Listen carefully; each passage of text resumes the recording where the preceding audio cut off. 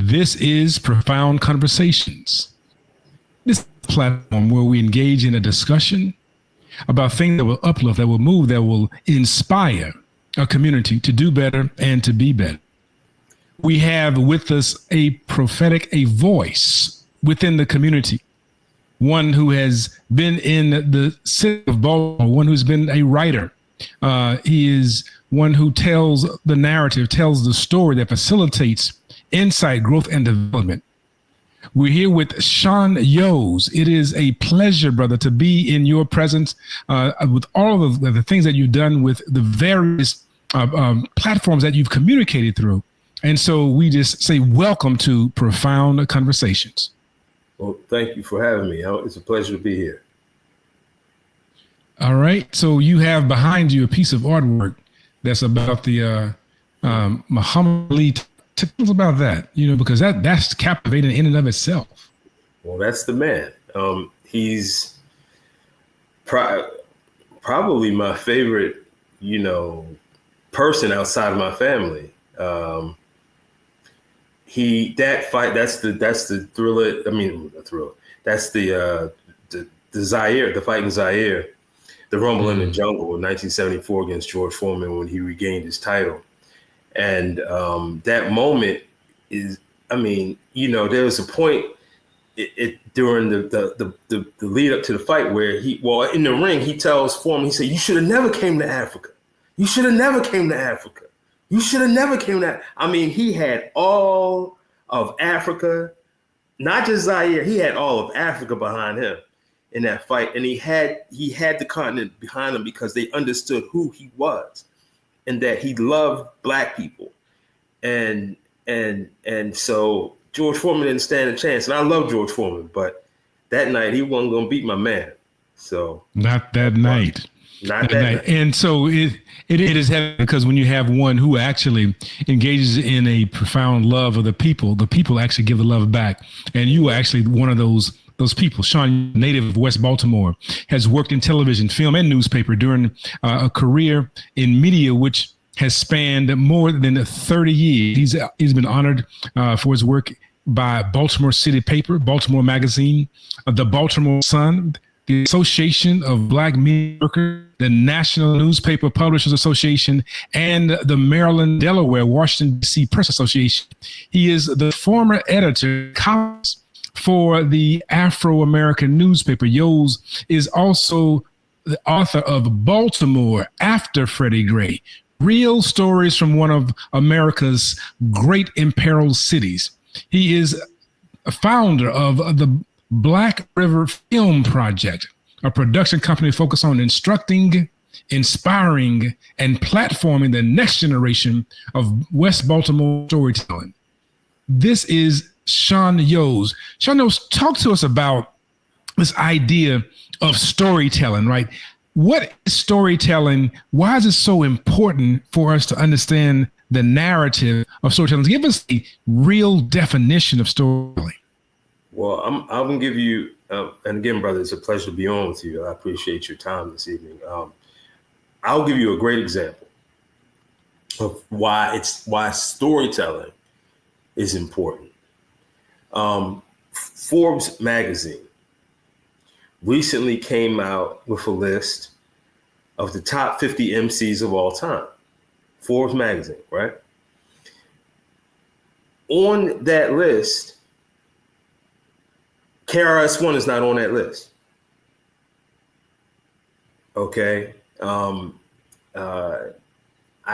trying to think of the other people, the omissions now, it's slipping out of my mind. But I'll put it this way. Nicki Minaj is ranked higher than Nas. So you see where I'm going with this. I think that Forbes list is a great example of how literally we see the largest society rewriting and erasing our history in real time. When you have the man, Chris Parker, possibly the most erudite rapper that's ever lived, one of the greatest of all time, a Hall of Famer, the man literally known as the teacher. When he's not on the list, one of the greatest MCs that's ever lived, that is in a very intentional. That's a very intentional tactic. They are literally there are people that are trying to erase the history of Black people in real time. And then when you talk about the other atrocities, as far as Toni Morrison's book being pulled off of shelves, and the erasure of Harriet Tubman, and all the other things that we see happening in our country right now in real time, the ability to define people is measured to a great extent by the people who tell the story, right? Because if you don't have control over the story, if you don't have the capacity to tell your own story, then someone else will tell the story for you, and in the process define you, as opposed to you defining yourself. And that's true for individuals, and that's true for a race of people. So the storyteller has always had an important position in our community, in the diaspora itself, from our beginnings on the continent to the diasporic, movements of our people over the millennia. So I recently was talking to somebody, and I said, the most important role of the storyteller really is to be heard. And that means creating an environment, creating a platform to be heard. And that a lot of things are involved in that. When you talk about making a film, then it means you have to have the resources to make the film.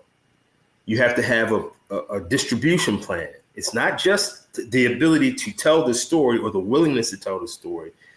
You have to you have to create a context. You have to create a platform. You have to create an opportunity for that story to be heard. Or it's almost like the saying about if a tree falls in the forest, nobody hears it. Did it really fall? So I don't know. I hope I had something that just it's a heavy statement, because you tell us this story about until the lion tells the story, the hunter will be the king of the jungle, and that's a very true statement, that those who tell who controls the narrative, right, controls the cognition. Dr. Carter G. Woodson, who is the father of Black History Month, says that when you control a man's thinking, you don't worry about his actions. You don't tell him to come here, to go there. He'll find his way to the back door. In fact, there is no back door. He will move on, because the way he's been informed about who he is. And so in the context of storytelling, there is this narrative that tells one about who they are not. And so you suggesting to us that in this era, in 2025, there is a removal of narratives that informs individuals of who they are. You not only talk about Toni Morrison, but Ngugi wa Thiong'o, right, moving the center, or decolonizing the mind, or Chinua Achebe, right? Things fall apart. So we have these narratives that are actually being removed. And so they're being removed because they can transform consciousness. And so this is the power of the storytelling. And then you suggest that this idea of storytelling is being transformed. We talk about the greatest MCs. We talk about hip hop music and the graffiti and MC and break and bebop and so forth, a b-boy. And that is a part of a cultural legacy. And you saying that they are suggesting that a voice such as Nicki Minaj has greater value than the teacher, has greater value than those who were actually telling stories of consciousness, telling stories of how to move, how to be, how to grow, right? The bridge is over, right? Biddy baba, right? That's a heavy piece. And, it's like a jungle sometimes. It makes me wonder, right? And that narrative about life in the city, those were storytellings, right? Everyone over at friend's house eating the food ain't no good, right? The macaroni, right? That's a story of life, Sugar Hill Gang. And so we have individuals rewriting history because they're determining who is worthy of being noted. But the real person, the real true test of a culture is when they are able to hold up and herald their leaders and not allow someone to define their leaders for them. So how did you get into being the profound storytelling that you are? I think that kind of born. I mean, from the time I was a small boy, I was just always writing. My grandmother really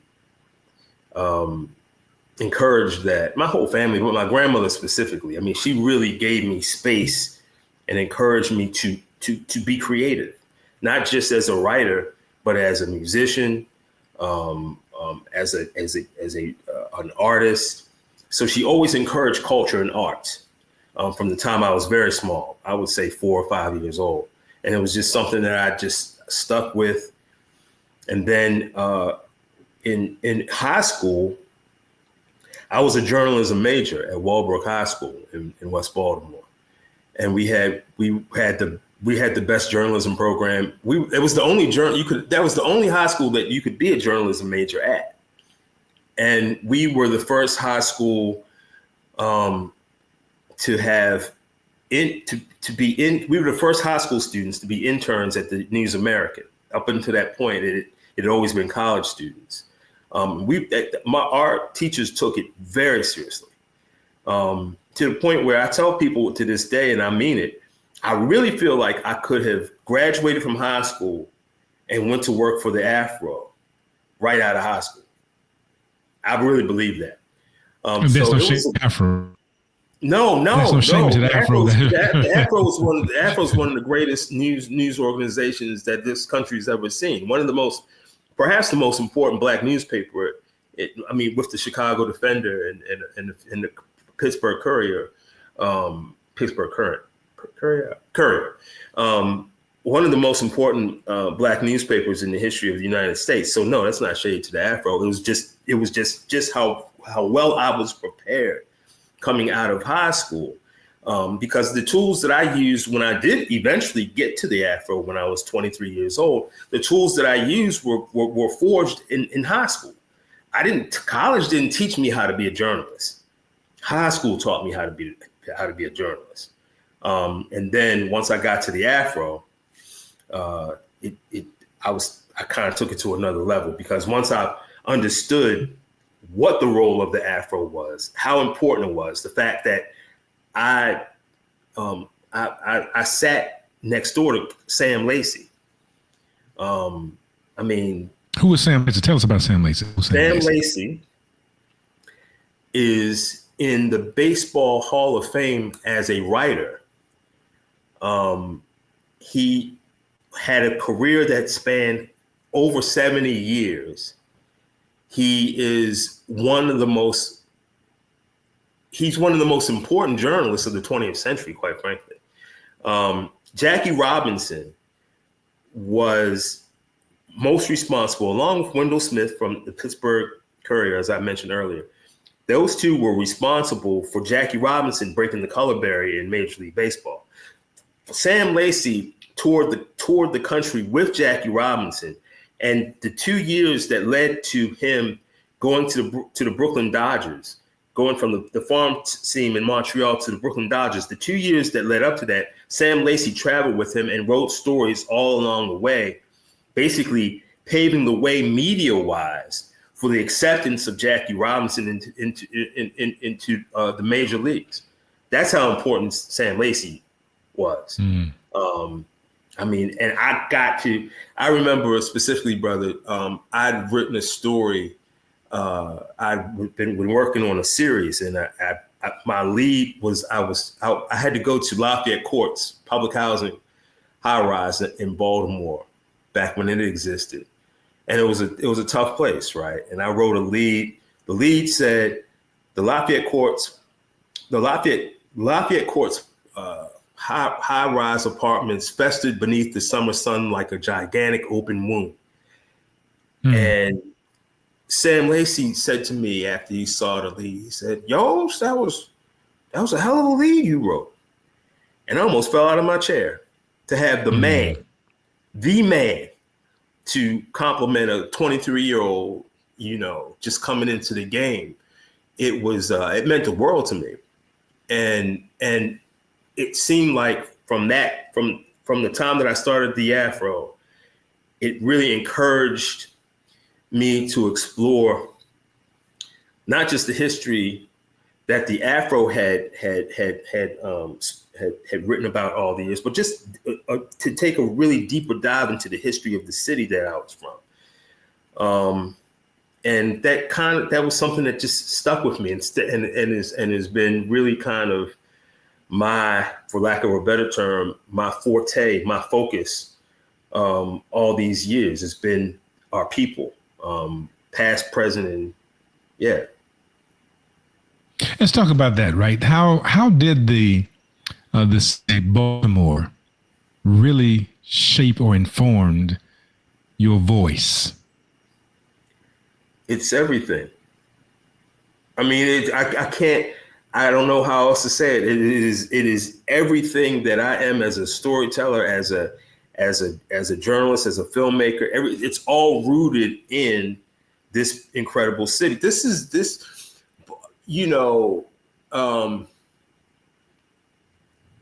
Baltimore, I have referred for decades, have referred to it as a vanguard Black community.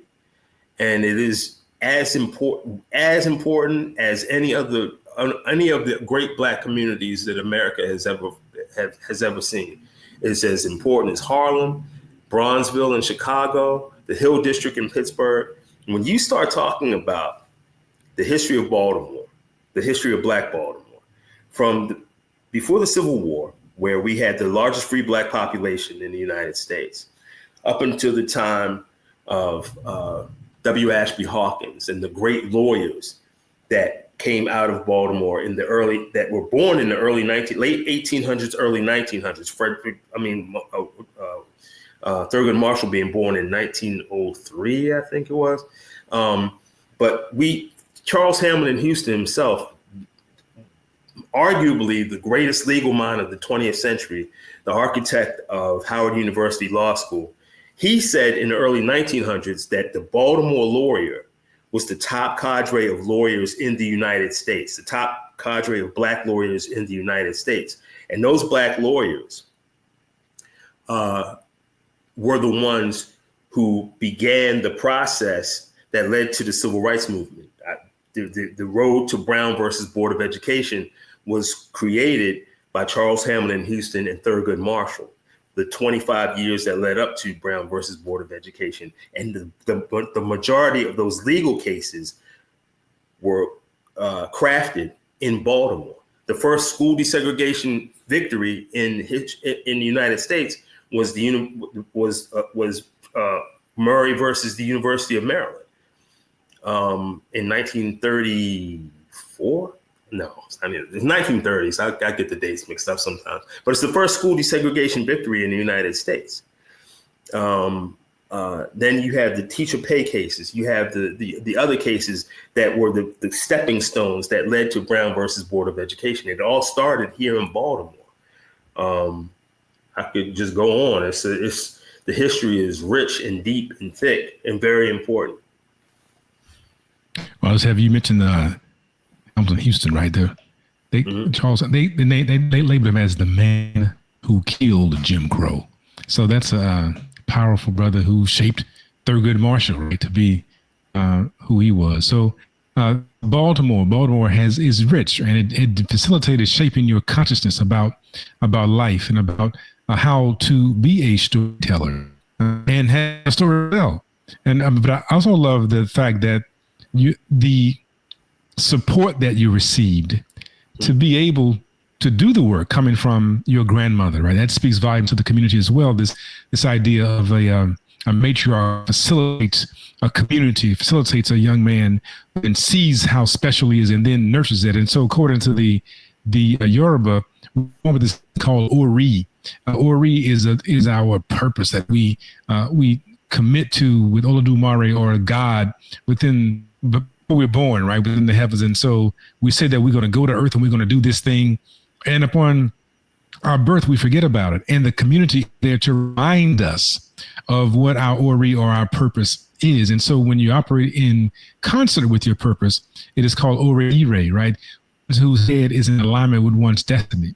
But when one operates outside of that, that is called Ore-Ibe, right? That means that you live in life with a bunch of confusion. But you have been able to have this moment of alignment. And in this alignment, you've been able to not only uplift yourself, but you uplift a community that needs something special to be said about it. Others are saying things that are disparaging about it. And also, community told you that you were doing a great job at 23, right? When Mr. Lacey said, "Hey, that was a hell of a piece that you put together," right? The community then informs you that you are on the right track. And then, with that voice, gain even more power. And so here we are in this moment, right, of discussing and understanding the dynamics of storytelling in Baltimore. And you, why did you find it so important to be a part of the Afro and other publications that you were a part of? Why did you find it so important to be a part of that?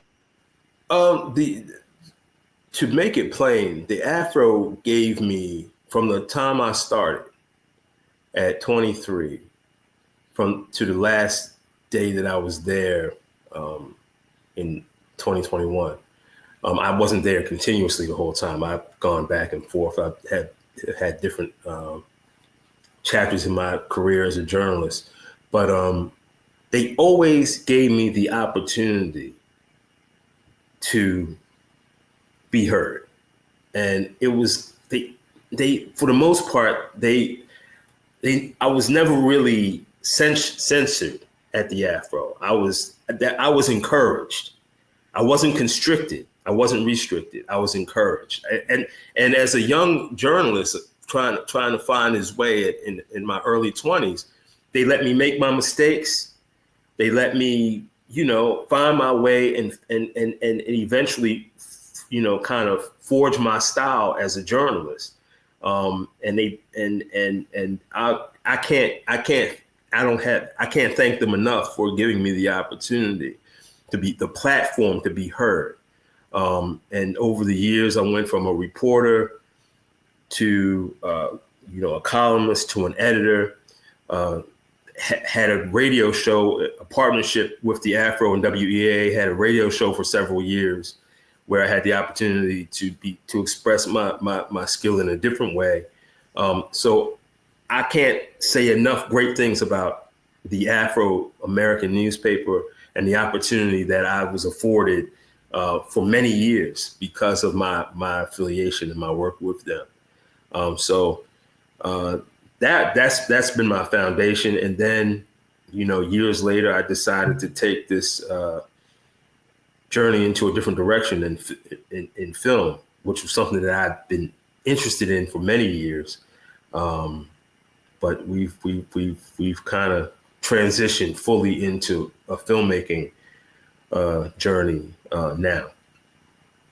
This is Dr. Mawata Kyrie Emeka Sankara here with Sean Yoes on Profound Conversations, and we're talking about the dynamics of storytelling in an urban space. And you just said something about film and storytelling.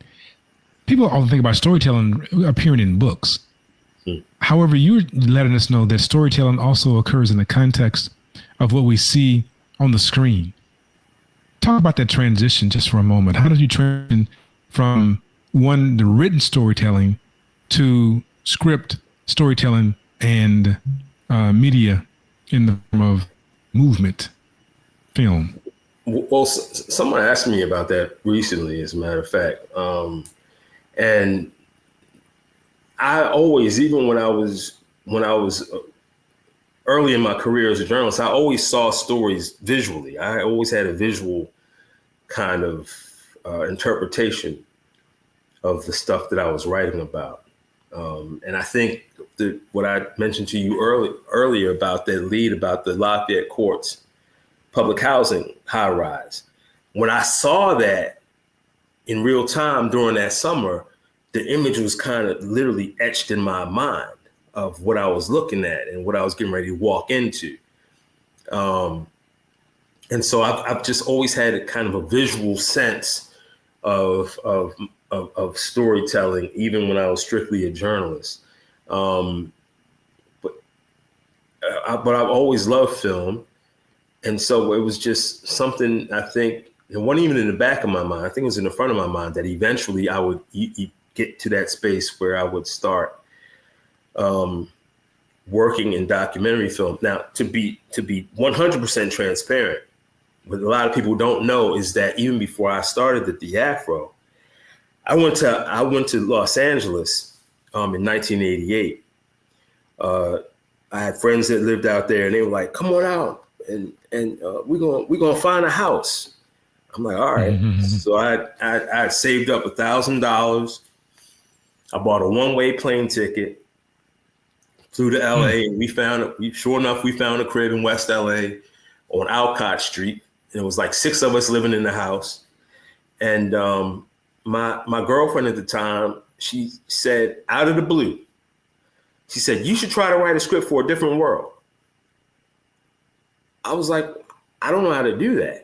She said, "Well, you should figure it out." This is a true story. And I guess she said it because that was my favorite show. I used to love that show. And so I went to a bookstore and I found a book on script, how to write a script. I read the book. I taught myself how to do it. And I found an agent in Beverly Hills. There was the Screen Actors, the Writers Guild of America would put out a sheet of agents, and only some of the agents had asterisks next to the name, and that meant that they would take on novice new writers. So it was about 5 of them. It was only about 5 of them out of a couple of hundred. So I chose one, and I sent them the script. They loved it, and they started lobbying A Different World. It was during the writer's strike in 1988. Thad Mumford, who was the executive producer, was the only Black executive producer in television at that time, called my crib, called the house, and said, "Yeah, you have a good script here, but your agents were going back and forth and blah, blah, blah." I mean, there was a bunch of politics involved with it. But that's how I really got into writing. I had that experience. I didn't know what I was So doing. What happened to the script, bro? You leave us hanging. Come on now. What happened to the world script? The script was called Whitney's in Love. And so there were elements of my script that I saw in parts of shows and stuff, but I didn't sell it. I did not sell it officially. But that got my engine going. I was like, okay, maybe I can do this. So when I came back to Baltimore, that's when, here's another, I'll tell this story. I've told this story before. It was Christmas of 1988, and I was at the Walters Art. It was called the Walters Art Gallery then, and Kwesi Mfume's Christmas party. I was there, and a young attractive lady walked up to me, and her name was Jill Carter, the senator from West Baltimore, the daughter of Walter Carter. She walked up to me. We just started talking. And she said, "Well, what do you do?" And I said, "I'm a writer, And she said, "Well, you go down to the Afro and you tell Bob Matthews that I said, give you my job because I'm about to quit." That's how I got put on at the Afro. That literally happened. And I went down to the I called the Afro. I set up an interview. I said, Joe Carter told me to call Bob Matthews, and they let me in. They let me in the door, and I used the script that I wrote in California as a writing sample. And the week I got hired, I had a front page story about North Avenue. It was called "Hunter Bombshell Still Seething." That was the headline, because Richard Hunter, who was the superintendent at the time, had instigated this reorganization of North Avenue, and it turned North Avenue upside down for a minute until they got rid of him. But that's how it happened. That's how it happened. It happened just like that. So you were no stranger to addressing issues that face the community. You started off there with the Afro, addressing something that was in the community. And so in our next segment, we're going to talk about how your voice has been instrumental in the context of Freddie Gray. We're talking about your book. In that segment, we are here with Sean Yoes. He has informed us in this segment the importance of community. He has stated that in the context of community, he was elevated into his profound purpose, whether it was his grandmother, was co-workers, elders within the community, whether it was someone that he met or a particular love interest. It was community that gave agency in his voice. It told him, that encouraged him to be able to rise and to stand and to speak. He reminds us of the importance of telling the story, to be able to tell your truth, to never allow anyone to tell your story, but you tell your own. And in that, you will have your power. You have purpose, and that'll be your passion. Thank you for this particular conversation. It has been profound with Sean Yoes, Profound Conversations. Thank you.